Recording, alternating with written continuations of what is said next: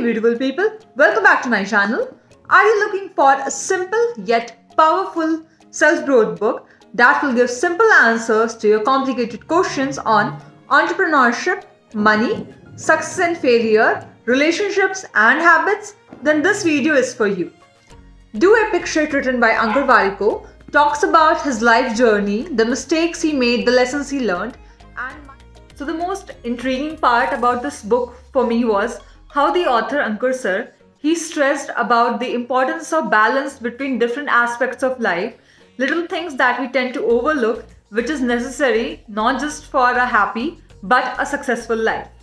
So in this video, I would be talking about 6 things that resonated the most with me and helped me grow as a person and change my point of view entirely.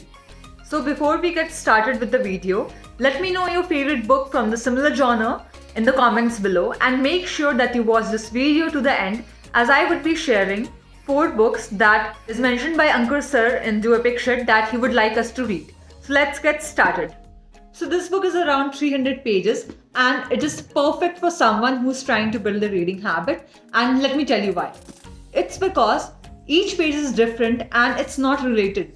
What I mean is, it's not in a progressing story format that you need to read page by page. The writing style is perfect for someone who is trying to build the reading habit, because you can just pick this book, go to a random page and read it over your coffee break or post-workout session or before you are just about to sleep. So this book is gold, pure gold. Each page has a lot of wisdom, a lot of things that you can learn and inculcate.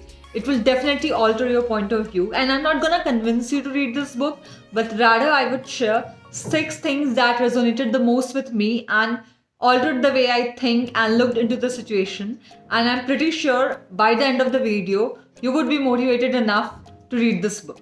So let's get started. Since childhood, be it school, college, sports, art, anything, the idea of competition and reward has been feeded into our mind subconsciously. So let me tell you what happened when the pandemic started. So I do paint, I have an art blog, and I would be linking the account's link in the description box below.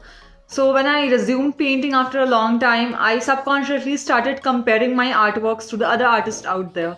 I also started stressing a lot on how people were reacting to it, like both people online and offline, how my friends and family were seeing my art, and I also started stressing that I should be perfect and I need to complete this painting in this much span of time, and soon it started having a negative effect on my hobby.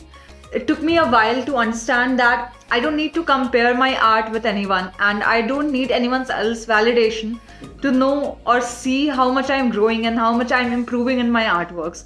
So like a few months ago, I decided that I will make 1 painting per month, and I'm not gonna stress myself over the number of likes and how much people are loving it or how much people are talking about it. Rather, I will make improvements on my own and I will be my own competition. And trust me, this mantra has helped me immensely, and I totally feel that my artwork has improved from past. So I would like to share one of my favorite quotes that I read somewhere years ago. Find your passion and let it kill you. So I had a very different perception of what passion is. I used to think passion is something that you are naturally good at, but after reading this book, I realized the true essence of these lines. So passion is not something that you're good at. As for my understanding, passion is something that you grow. And as explained by Ankur sir in this whole book, you don't need to be good at something you love. Like, you just need to be fully immersed into it. And over the time, when you're gonna put a lot of energy, a lot of hard work, a lot of brainstorming into something that you love, you will eventually become good at it. So yeah, find your passion and let it kill you.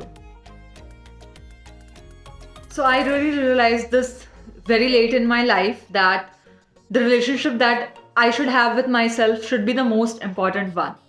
So it took me a while to be kinder to myself. It took me a while to get over the demons that I have.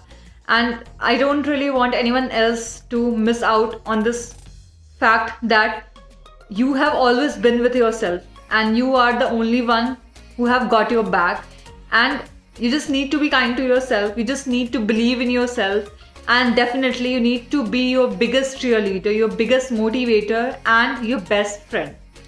And I really hope that you guys know this already, and even if you don't, just try to be kind to yourself and try to be your biggest cheerleader, because indeed the relationship that we have with ourselves is the most important relationships and the most important thing in anyone's life.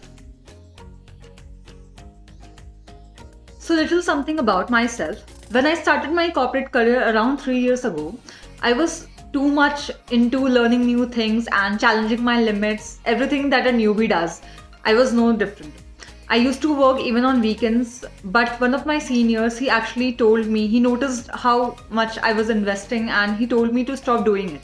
And he basically introduced the concept of work-life balance to me.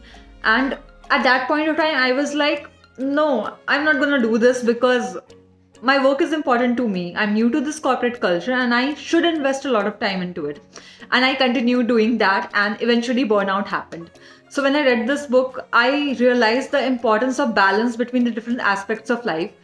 Though this point is also mentioned in Ikigai, but reading DoEpicShit was a complete different experience, because I was reading his life experience and he was telling all about his stories, and it really helped me in understanding the root cause of my burnout. So one of my fatal flaws is I think a lot before taking any decision, and in few of the cases it's a good thing. It's a good choice to think over and over and think about the pros and cons. But many a times I feel exhausted because I think anything for like 100 times straight in a row, and at the end I'm really confused. And I was trying to get over this habit of mine, but after reading this book I realized the importance of knowing what you do not want. It's actually a very powerful step.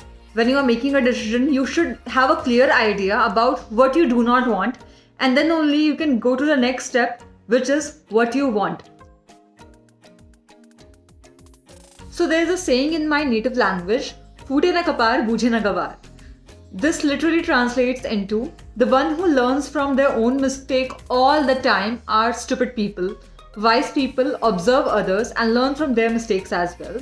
And this book gave me a new point of view that truly nobody is useless. You can always learn and unlearn things from people around yourself.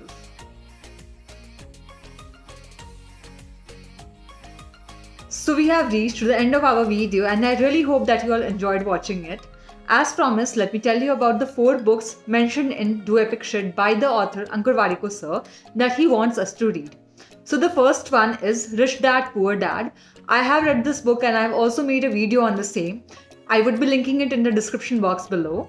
The second one is Psychology of Money. I am reading this book right now and it's good so far, and as soon as I finish it, I will make a video on it as well. The third one is Intelligent Investor, and the fourth one is Courage to be Disliked. I know I have been MIA for quite a long time and I have been inconsistent from past 2 weeks, but there were few things I was going through and I needed a break, and thank you so much for watching me and thanks for being my motivation. See you soon in the next video.